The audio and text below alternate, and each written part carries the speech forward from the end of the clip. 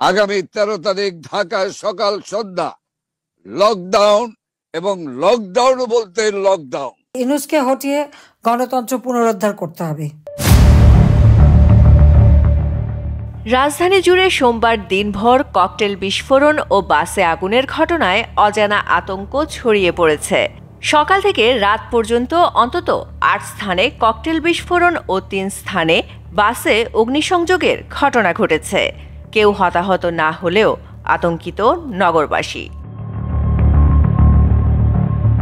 ভোরে মিরপুর গ্রামীণ ব্যাংকের সামনে হাতবোমা ছুড়ে পালায় দুর্বৃত্তরা। এরপর মোহাম্মদপুরে প্রবর্তনা অফিস, ধানমন্ডি ২৭ ও ৯-এ, আগারগাঁও, মৌচাক, খিলগাঁও ও মিরপুর ১০-এ একে একে বিস্ফোরণ ঘটে। সন্ধ্যায় ল্যাবেড হাসপাতালের সামনে, সকালে বাড্ডা ও শাহজাদপুরে ৩টি বাসে আগুন দেয় দুর্বৃত্তরা। পুলিশ বলছে আতঙ্ক ছড়ানোই এসব ঘটনার উদ্দেশ্য। ডিএমপি জানায়, ককটেল বিস্ফোরণের ঘটনায় এক ছাত্রলীগ কর্মীকে গ্রেপ্তার করা হয়েছে।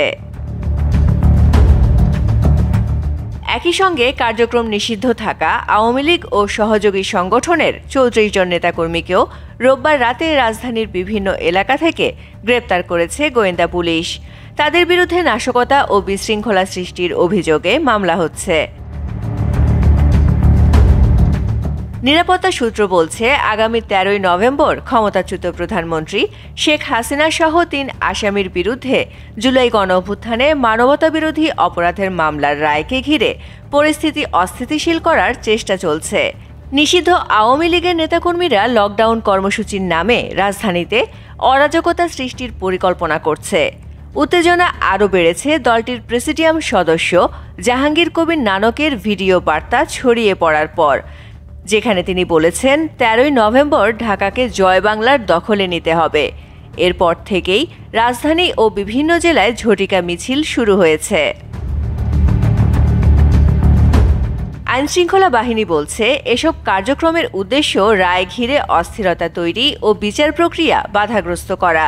রাজধানীতে বাড়ানো হয়েছে টহল, গুরুত্বপূর্ণ স্থাপনায় মোতায়েন করা হয়েছে সাজোয়াজান।